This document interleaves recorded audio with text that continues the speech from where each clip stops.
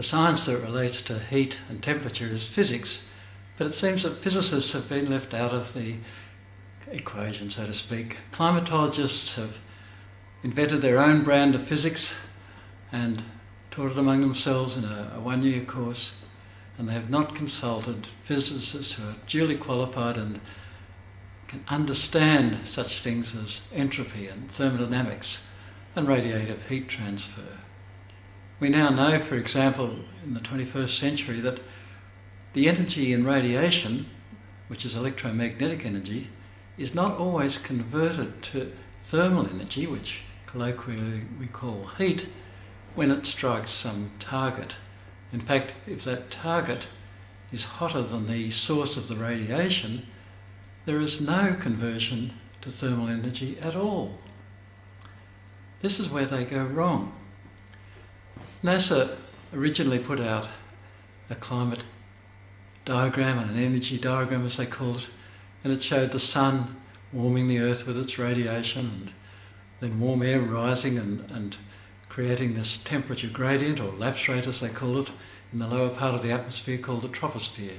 It gets colder by about 6 or 7 degrees for every kilometre that you rise above the surface.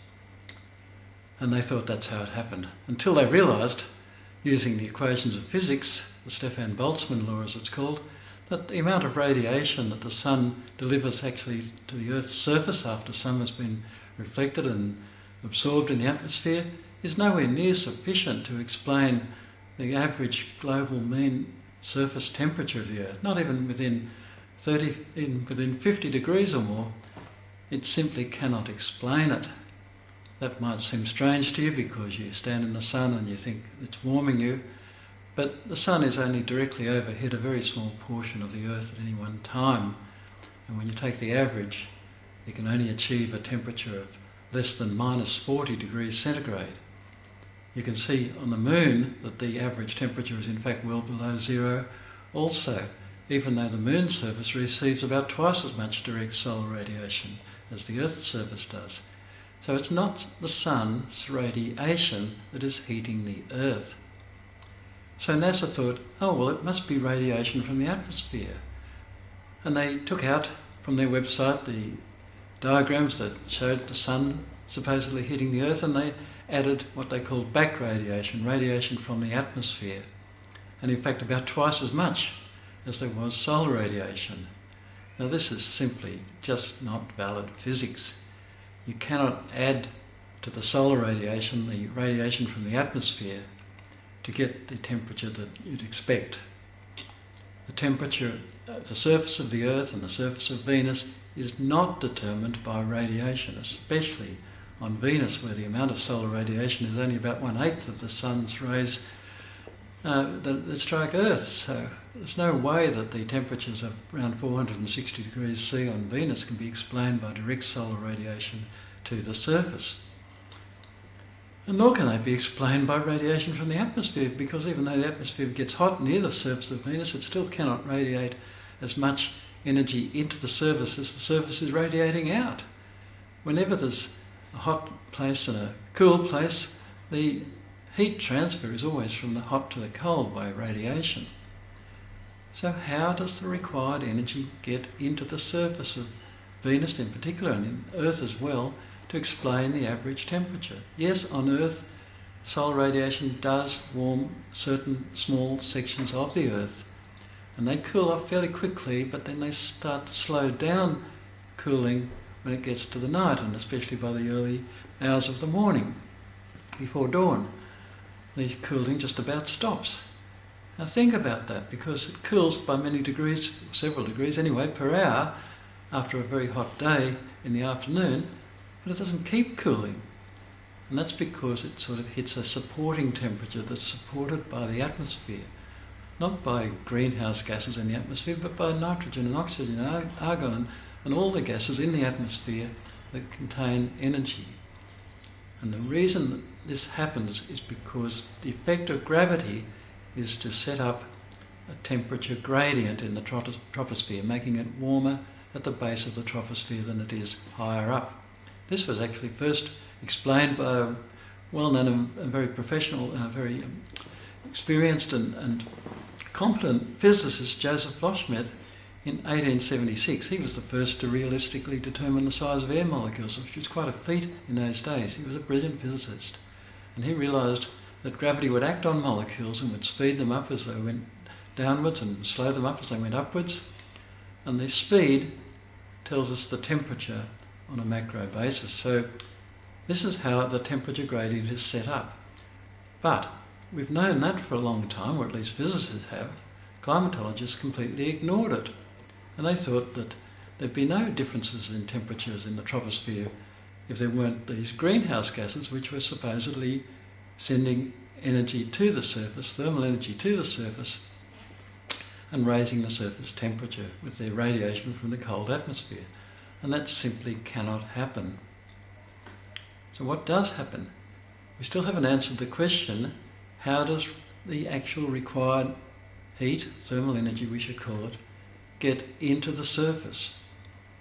Now let's consider Venus, because that's a nice clear-cut case, but a similar thing happens on Earth nearly all the time.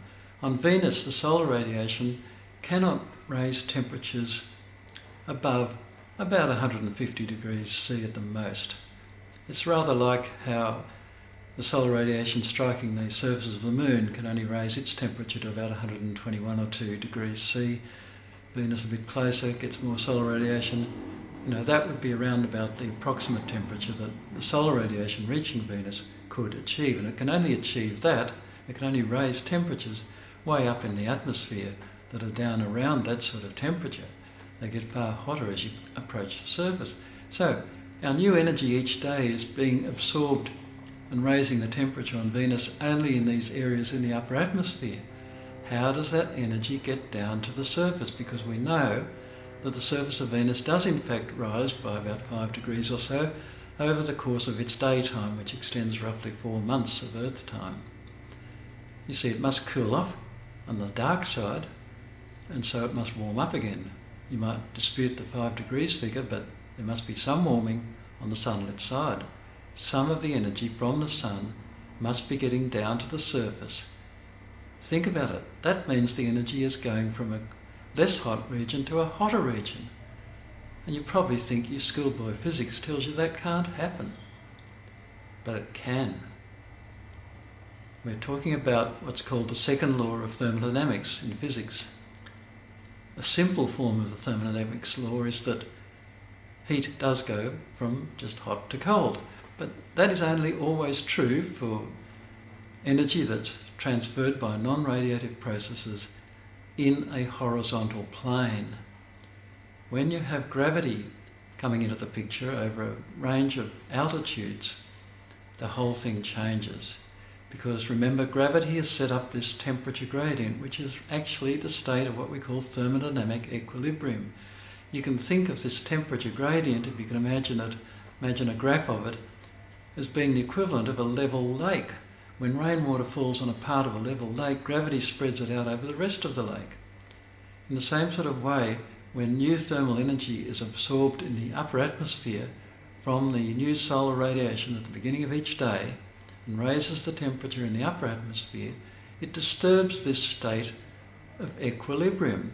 It's like rainwater falling on one edge of the lake.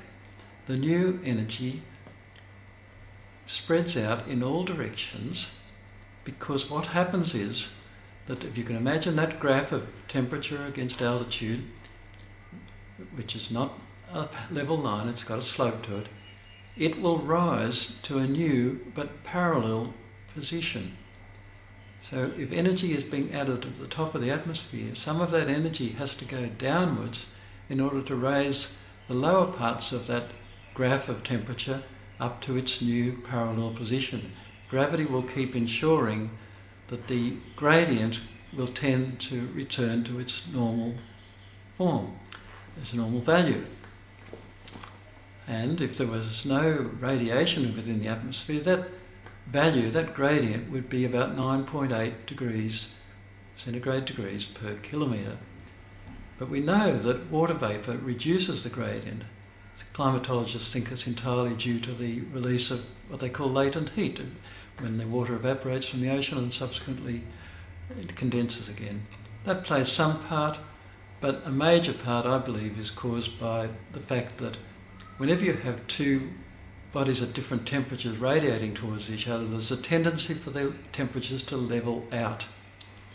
So there's going to be radiation between greenhouse molecules of the same type. Most of these greenhouse gases are water vapour, some carbon dioxide, yes. But in each case, the radiation properties of these gases is tending to level out the temperature gradient caused by gravity. But it doesn't get all the way, because these gases only make up a very small percentage of the actual atmosphere. In fact, carbon dioxide is only one molecule in every 2,500 molecules. Water vapour can vary between 1 and 4%. Now, we would expect this levelling of the temperature gradient then to reduce the surface temperature, and it does, because remember, the temperature is set up in the atmosphere where the sun can raise the temperature and support it at a certain level, and from there the temperature rises due to gravity. But if it doesn't rise as much because the gradient is less, it will only meet the surface at a lower temperature, and in fact that's why greenhouse gases actually cool the surface. And in my paper called Planetary Core and Surface Temperatures, I wrote in 2013, there's also a study in the appendix which shows that in fact the wetter regions do have lower mean daily maximum and minimum temperatures than do the drier regions, other things being equal. Now you can read my papers, they're all linked from a website, whyitsnotco2.com.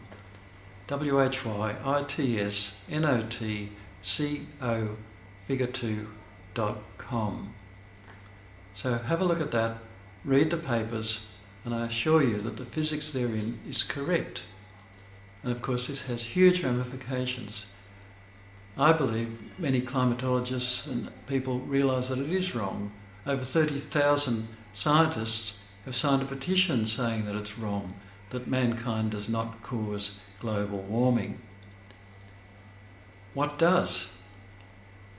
Well, there's now evidence that variations in cosmic rays cause variations in cloud cover, and those, of course, affect the temperature at the surface because clouds reflect energy back to space, they shade the Earth. How do the variations happen? Well, as sunspots vary, the region called the heliosphere varies, and that tends to prevent cosmic rays entering the inner solar system, or allow more of them, depending which way. So sunspot activity can affect cosmic rays, which can affect climate. I also believe that the magnetic fields of the planets reach to the sun, and they could divert the paths of cosmic rays so that more or less reach Earth depending on the positions of the planets. And there's some evidence that long-term climate cycles are related to planetary orbits and solar activity. So we have these natural cycles. There's a fairly evident one of about 1,000 years. It was warmer in Roman times a couple of thousand years back, and again in medieval warming period. Cooler in the periods in between, the Dark Ages and what we call the Little Ice Age. And now we're close to another maximum, which could well turn to 500 years or so of cooling sometime later this century if it hasn't already done so. There's a superimposed 60-year cycle which was rising until 1998, and that caused alarm because both cycles were rising. But now that's been going down, and the net effect is very, very little. If you look at the satellite figures on the website by drroyspencer.com, you'll see that in his red line of moving averages, the peak in 2016 was only 1/20th of a degree above the peak in 1998. Very little warming, which is now probably starting to turn to cooling. There may be some more warming after about 2028 for 30 years, but sooner or later the world will cool, and the amount of future warming is very likely to be less than half a degree. So present to your friends this information, send them a link to my website, speak up, and don't support what has become the greatest deception in the history of the world. The claim that carbon dioxide is causing global warming. It doesn't.